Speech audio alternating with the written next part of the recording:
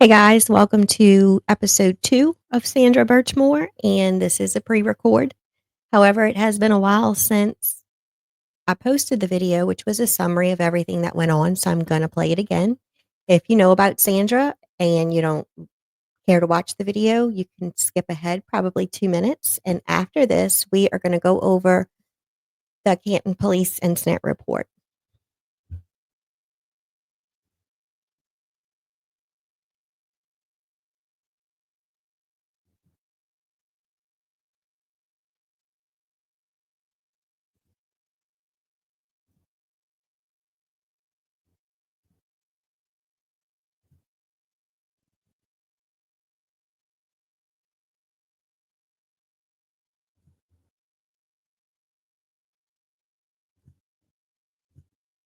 Give me just a second as we start it.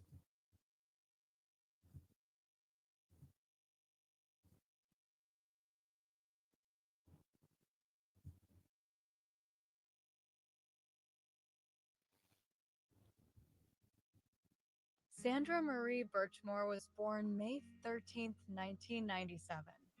Sandra had somewhat of a rough upbringing, and that continued into her adult life. She had an interest in law enforcement from a very early age. At the age of 12, she signed up to participate in the Police Explorers program in her hometown of Stoughton, Massachusetts. As time went on, an officer involved in the program, Matthew Farwell, began grooming Sandra. Inappropriate behavior began when Sandra was a mere 15 years old and Matthew was 27. Although Matthew was married in 2013, he continued to abuse Sandra despite her age. Text messages showed that Matthew would leave work to visit Sandra. According to her journal entries, Matthew would engage in forceful sex acts to punish her for her mistakes, such as getting bad grades and failing to share her cell phone location with him. In January of 2021, Sandra announces to Matthew that she is pregnant. Matthew is not happy at all about this news. On February 1st, 2021, Matthew visits Sandra at her apartment to discuss the pregnancy. Just a few hours later, Matthew's wife gives birth to their third son. On February 4th, 2021, coworkers of Sandra called the Canton Police Department for a welfare check after she failed to come to work or call in after several days. Responding officers found Sandra deceased inside her apartment. Her cause of death appeared to be a suicide. This episode is intended to be just a quick overview of the case. In the days following Sandra's death, friends and family began contacting Massachusetts State Police, alerting them of the relationship between Matthew and Sandra. Next, we will look at reports from several law enforcement agencies, witness statements, and learn about others who may have been involved. Thanks for watching. Please be sure to subscribe to the channel so that you will be the first to know when new episodes are released.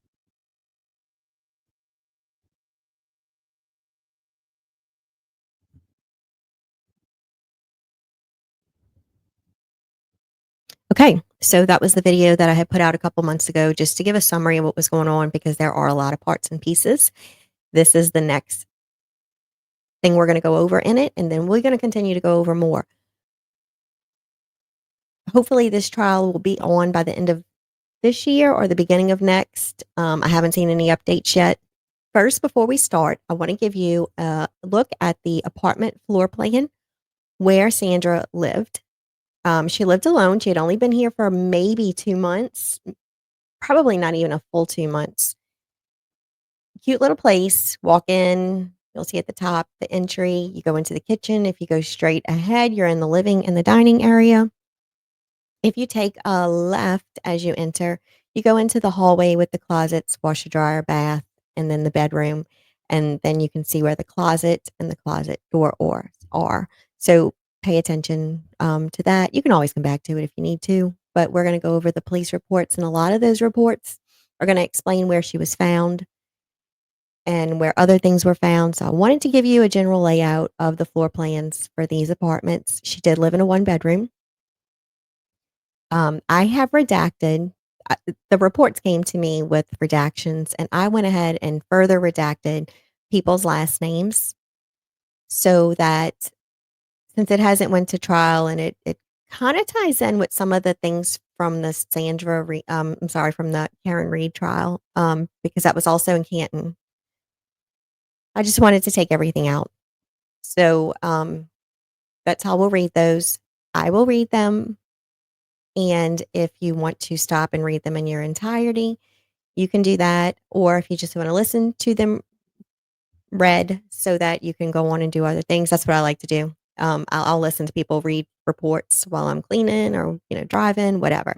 So we're gonna go ahead. It's about I think it's 10 to 12 pages. It shouldn't take too long, and then we'll go ahead with an episode 3 probably within the next week or two. So here we go.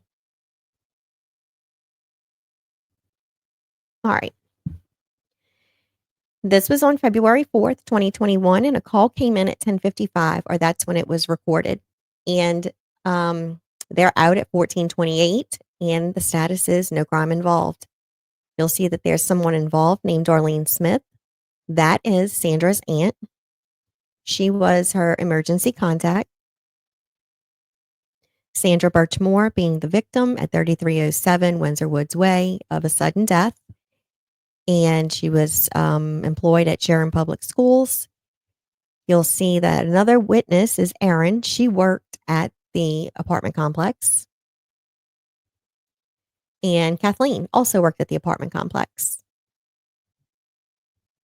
So this is a narrative from Patrolman Charles, and he says on February 4th, 2021, at approximately 11 a.m., he was dispatched to Windsor Woods Way to assist members of the Canton Police Family Services Unit on a well-being check requested by another agency, which was the Sharon Police. I was greeted in the lobby entrance by Officer Mike and Officer Ensley, as well as property manager Erin, who provided the key for us to gain entrance into 3307 Windsor Woods Way in Canton. The call originated for a well-being check from Sharon Public Schools, and they contacted Sharon Officer Mike. As a teacher, Birchmore Sandra has not shown up for work or called in sick for several days. Officer C and I entered the dwelling and observed 2 cats in the apartment and noticed the conditions were cluttered and unkept. We also noticed the bedroom door was closed. Officer C opened the door and observed a young female in a seated position on the floor with a scarf around her neck and tightly affixed to the closet door handle. Due to the discoloration in skin, it appeared that the female had been there for a long time. Sergeant Mike, shift supervisor, radioed to secure the scene immediately while en route to the residence. Sergeant L directed us to secure the scene, and Norfolk County District Attorney's Office was notified and advised that they would be responding to the residence. Sergeant L and Detective Jonathan arrived a short time later, and Officer B and Officer C and I stayed outside the apartment, and Sergeant L and Detective M entered the apartment in an attempt to gather information and proper identification of the victim. Sergeant L requested Canton Fire EMS to respond to our location. Paramedic Daniel arrived and pronounced Sandra deceased at 11:46 a.m. No life-saving measures were taken at that time. Trooper Mike from Norfolk County District Attorney's Office arrived on scene, as well as Trooper Zach from Crime Scene Services to process and photograph the scene. At 12:45 p.m., I received a call from the Commonwealth of Massachusetts Officer of the Medical Examiners and spoke with intake specialist Mercedes. And after gathering pertinent information, the ME's office accepted jurisdiction and will be responding. They assigned case number 2021-2032. Trooper D requested next of kin to be contacted and respond to the residents for questioning. Staunton Police Department notified and assisting with making contact. Darlene Smith, who is the aunt of the deceased, was not home when they tried notification. She, in return, contacted Canton Police moments later by phone and was notified of the deceased by Officer N. Smith was currently in New Hampshire and unable to respond to the scene. Her contact information was provided by Trooper D. Sergeant L was able to access video footage with the assistance from property management. The victim was last seen on camera entering the building on Sunday, January 31st, 2021 at 4:41 p.m. A lot of the reports that we're going to get are repetitive because they all saw the same thing. It's just that some reports go into more detail.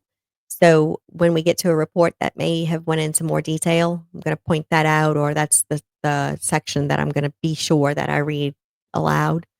Like I said, you can always come back, pause the video, and read them in their entirety. Um, this next page, which was from a narrative from Direct Detective Jonathan, there was several things that were redacted, such as number 5, number 6, number 10, and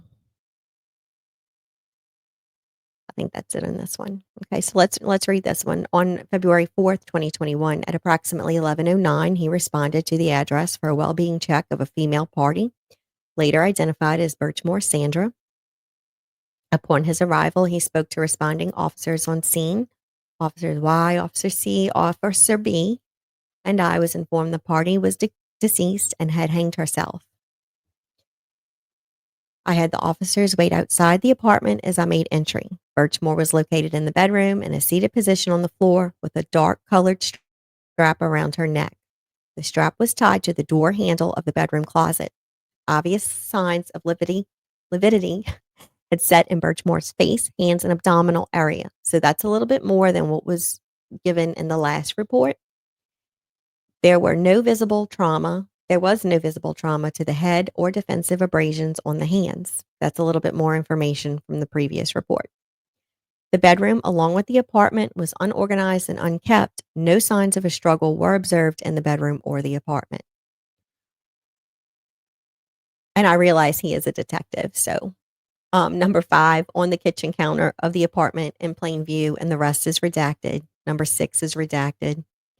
Sergeant L arrived shortly after my arrival. Norfolk County District Attorney's Office, the Medical Examiner's Office, and Canton Fire all were notified. Canton firefighter, arrived on scene and pronounced Birchmore deceased. Firefighter informed me that he believes Birchmore was deceased for a few days. Trooper Matt and Trooper Kevin arrived from CPAC. Massachusetts State Police crime scene was present as well. Troopers processed and photographed the scene. Troopers located additional redacted once on scene. Once the troopers were finished processing the scene, Chris and Caitlin of the medical examiner's office took custody of the body. After the body was removed and CPAC and the medical examiner's office cleared, located additional that was redacted in the bedroom closet and a cardboard box. Number 13 says, prior to clearing the scene, Officer B and I had animal control take custody of the 2 cats in the apartment. Officer B locked the door once we cleared.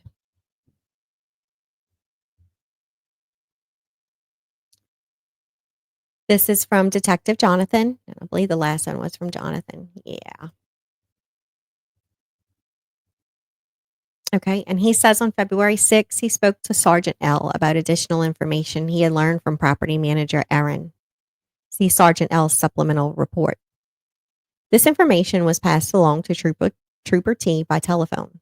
And speaking to Trooper T, he requested that he would like the video from Canton Woods. At approximately 1 p.m., Sergeant L, Detective A, and I went to Canton Woods to assist the state police in obtaining video from Birchmore's apartment building. We were met at the leasing office by Trooper D and Trooper T. Maintenance Supervisor Carlos assisted us in reviewing the video footage. The video of building number 3 is motion activated and only captures the front lobby. Birchmore was last seen on video at 1746 on Monday, February 1st, 2021. Investigators note Trooper T and Colleen took custody of the video hard drive from building number 3. The camera's video time and actual time was believed to be 13 minutes off. While we were reviewing video, Carlos informed me that he recognized everyone on the video that enters the lobby on Monday except for one individual. That individual that Carlos did not recognize enters the complex at 21:27. The individual is a tall, burly male. The individual is wearing work boots, jeans, a black jacket, and has a black hood on his head. The individual is also wearing a black mask, and this was during COVID, so that is why that's mentioned. The party is not wearing gloves and appears to be white. The individual exits the building at 2156. When the individual exits the elevator, his jacket coat is open and a white symbol is seen on his upper left portion of his black sweatshirt. The symbol resembled what I believe to be the Nine Line logo. Nine Line is a military apparel line. Carlos reiterated that he did not know who that party was. Carlos also informed me that his worker, Michael, saw the party before with Birchmore. I spoke to Michael, and he informed me that the individual on camera looked like a guy who helped Birchmore move into her apartment. Michael said that Birchmore moved in sometime in December, but was not 100% positive and couldn't give the exact date, which is normal. He's maintenance. He wouldn't be able to do that, although the front office would be able to provide that info. Investigators note it was later learned from Michael that he saw the individual the same day police responded to another apartment. They ran an in-house check and of that apartment number, which was 3214, and located a disturbance call that came in on December 1st, 2021 at 2039. And they tell you to look at an item number, which I just removed because it wasn't going to give us any information. Michael just remembered seeing this man at a disturbance call for another apartment about 2 months earlier, meaning he was a police officer. It should also be noted that Carlos informed us that Birchmore only had one key fob to enter the building. Carlos was going to email Birchmore's key fob activity to the state police. After reviewing video, Detective A, Sergeant L, and I accompanied Troopers D and Trooper Sergeant F, who arrived on scene, to apartment 3307 as a follow-up of the scene. Assistant Property Manager Kathleen provided us with the keys to the apartment. Once inside, Trooper Sergeant F and Trooper D took custody of written material located in the apartment. Also, the key fob to our apartment was located on her keys resting on a box inside. The apartment was locked once we cleared. So this is a narrative from Patrolman Inslee, and he says on February 6, 2021, I, Officer C, was working in the capacity of the school resource officer, herein referred to as SRO, at Canton High School. At approximately 9:45, I was contacted directly via cell from Sharon Police Officer Michael, SRO of Sharon Public Schools, who requested my assistance on performing a well-being check on a female staff member of Sharon Public Schools who has not been arriving to work or seen or heard from in several days. He dates this report of February 6th, but it's going to be on February 4th. I think this was obviously just a mistake. Officer H advised me that Birchmore, Sandra Marie, works as an instructional assistant at East Middle School in Sharon, and the school administration contacted him because Ms. Birchmore had not come to work in days, is not responding when they tried to contact her, and they could not get in touch with her emergency contact that was on file. The last known address that Officer H had for Miss Birchmore was 3 Windsor Woods Lane, Canton Woods Apartments. Knowing that this place was a large apartment condo complex, I asked Officer H if there was a specific known apartment number for Miss Birchmore, and he responded in the negative. This was all the information Officer H was able to provide me about Miss Birchmore. At this time, I advised Officer H that I would go to the Canton Woods leasing office and attempt to verify if Miss Birchmore is in fact a resident. If confirmed, I would conduct a well-being check on the residents. With this information, I contacted Sergeant L and advised him of the information I received and that I would be responding to Canton Woods. At approximately 10:45, assisting SROB and I spoke with the Canton Woods property manager, Erin. She confirmed that Miss Birchmore is a resident in apartment 3307. We asked Erin if she had seen or spoke to Miss Birchmore recently, and she advised us that she had not seen or heard from her in several days. Erin then advised us that she was told by someone within the building that, and that was all redacted. I did not redact that. So basically they asked Erin if she could try to contact Miss Birchmore with the contact number that she had on file for her. Erin attempted 2 times to contact Miss Birchmore's cell phone, but she advised us that the call was going directly to her voicemail. I advised Erin that we would attempt to make contact with Miss Birchmore at her apartment. At approximately 11 a.m., SROB and I knocked and announced our presence on the door for several minutes, but did not receive a response. This time, I contacted Sergeant L and advised him of the current situation. Sergeant L stated that we should try to locate her vehicle in the parking lot, and if located, then we will make entry into the apartment. Sergeant L advised us to look for vehicle MA red registration. It was a 2018 Chevy Cruze sedan color, blue. I located the vehicle outside of the building 3 and radioed into dispatch that I located the vehicle. Officer B and I visually inspected the vehicle and noticed that there was snow still on and around the vehicle that appeared undisturbed. The reader would note or should note that the last time it snowed was on Monday, February 1st, 2021, and to Tuesday, February 2nd, 2021. We also noticed her Sharon Public School identification card hanging from the rearview mirror with her name and picture on it. I requested for a uniformed officer to the scene and was able to obtain keys for the apartment from Erin. A short time later, Officer Y arrived on scene and we all made our way back to Miss Birchmore's apartment. Again, I knocked and announced our presence at the door several times with no response. With the key, all officers on scene made entry into the apartment and immediately noticed that the apartment was disheveled and unkept with 2 house cats running around the apartment when we made entry. I first entered the bathroom, opened door, lights off, and rendered that area safe. I then entered the bedroom of the apartment. I opened the door. I opened the closed door, lights were off, and noticed Miss Birchmore seated on the floor with some sort of belt, lanyard, string, rope secured tightly around her neck that was secured to the door handle of the bedroom closet, deceased. It was immediately apparent to this officer Miss Birchmore was deceased as I noticed lividity about the skin, face, and rigor about the body's extremities. I also noticed a large pooling of dried blood around the mouth. After locating the body, I exited the bedroom and redacted documentation and redacted. At this time, Officer Y contacted the Canton police station and advised them of our discovery. After discovering the body, we were advised by Sergeant L and Detective M to exit the apartment and secure the scene for processing.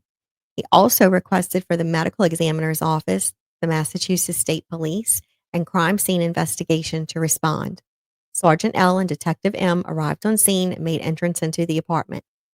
A short time later, Troopers Kevin, Trooper Matt, and Kevin arrived on scene to begin processing. I cleared from the scene a short time after. I contacted Officer H via cell phone and advised him of my discovery. He stated that he would pass the information along to school administration once I confirmed with him that the next of kin had been notified.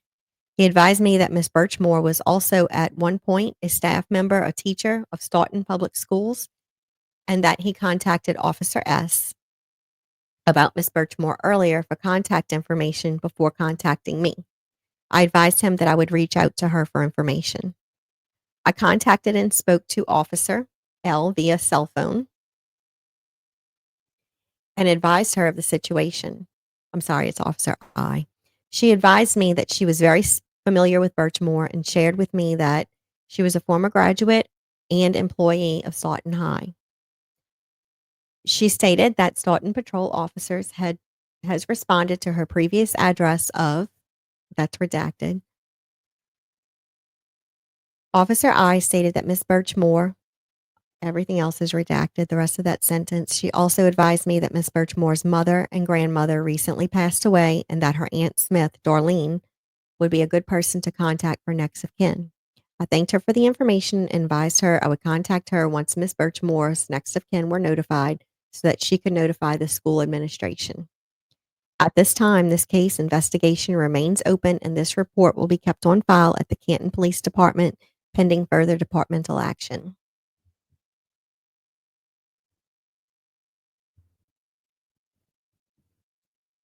The next report is by Sergeant Michael, and it says on 2/4/21, I was working as the patrol sergeant for the 8 a.m. to 4 p.m. shift. At approximately 10 a.m., I was notified by SRO Officer C that he was going to be conducting a well-being check on a party at 3307 Windsor Woods Way.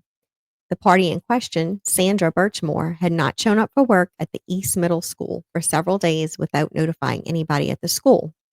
Officer C.B.Y. responded to 3307 Windsor Woods Way in an effort to make contact.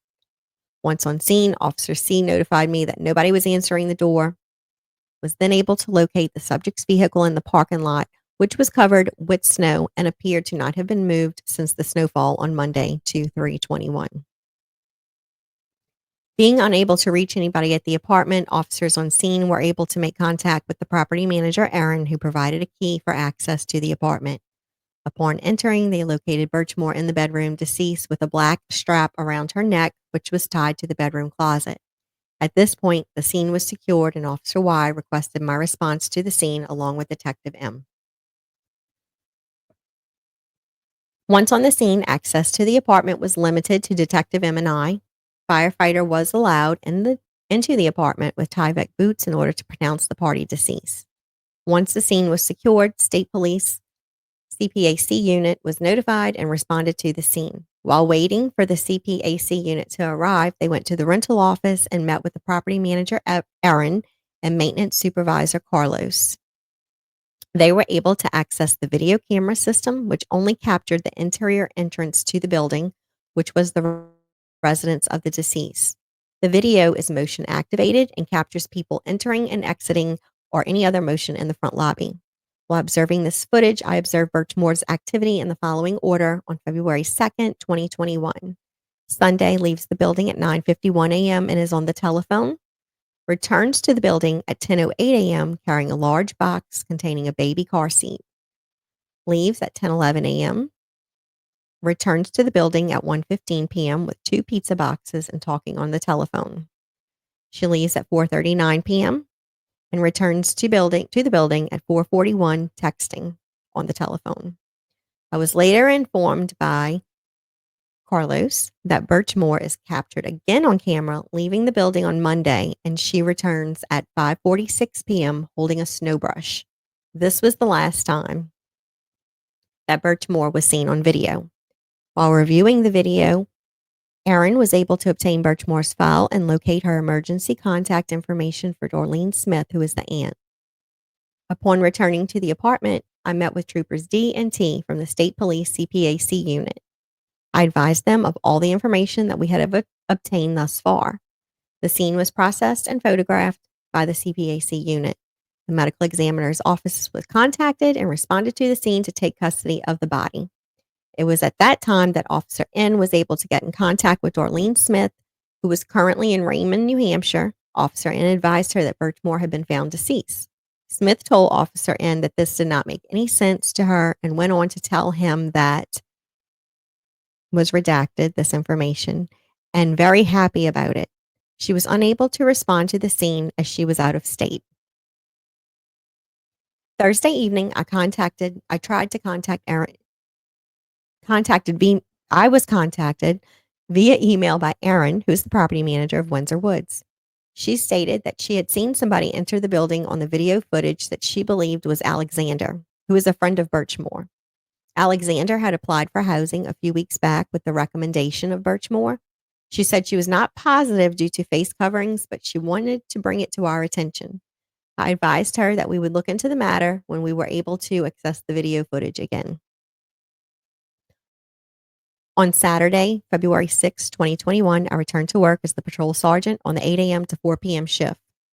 Once at work, I noticed another email that I had received from Erin stating that she had a concerning phone call on Friday night around 9 p.m.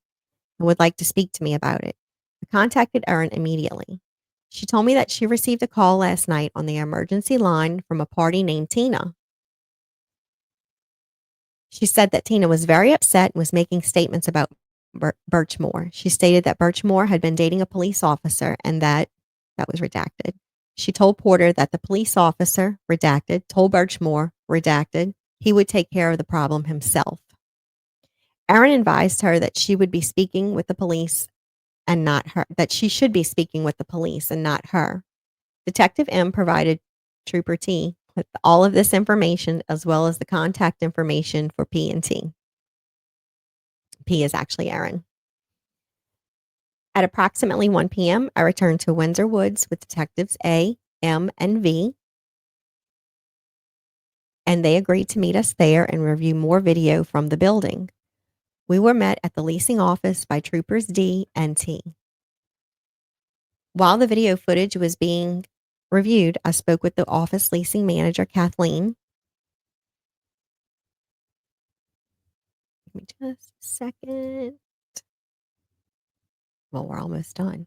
I told her that it had been brought to my attention that she had spoken to Birchmore in recent weeks before her death. She acknowledged that, and she had spoken to her on a couple of different occasions and agreed to speak with me about it.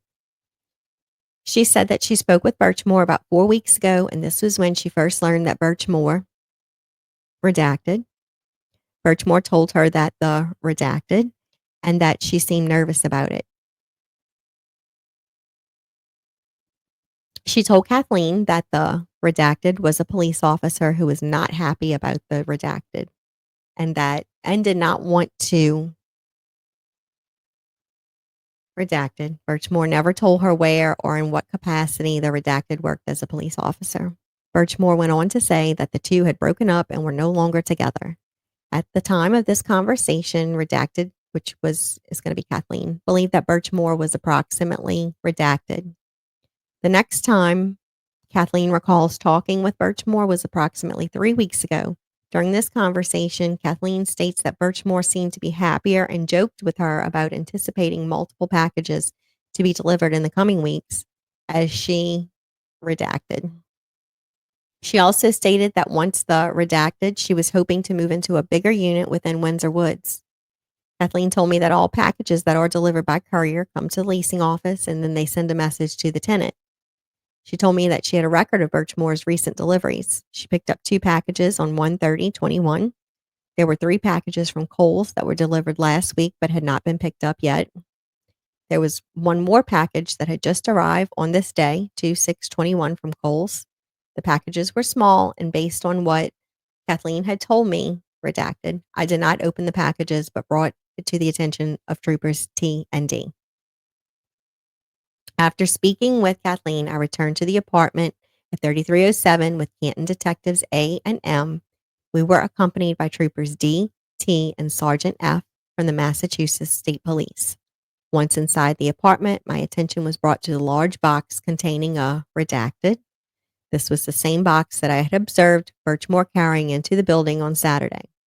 I observed the shipping label on the box and noticed that the package had been delivered to Raymond North, New Hampshire, which was the current address for Birchmore's aunt, Darlene Smith. The apartment was further processed by the officers on scene. So that is the pages that were included in the Canton Police incident reports. There are more reports that are written. There's more information that comes out. So episode 3 will include that stuff. Remember, we have the apartment floor plan. If you want to go back and look at that, it's in the video. I also included the video that was originally put out, which was basically a summary of what goes on. So we're going to continue to go over the case, and then hopefully by the end of the year or the beginning of next, they go to trial. So I hope that you enjoyed this video. If you're still here, thank you for watching. And we will have an episode 3 that has more reports, and it gets very interesting as it goes on. So thanks so much, guys. I'll see y'all again soon. Thanks for watching. Please be sure to subscribe so you don't miss new content.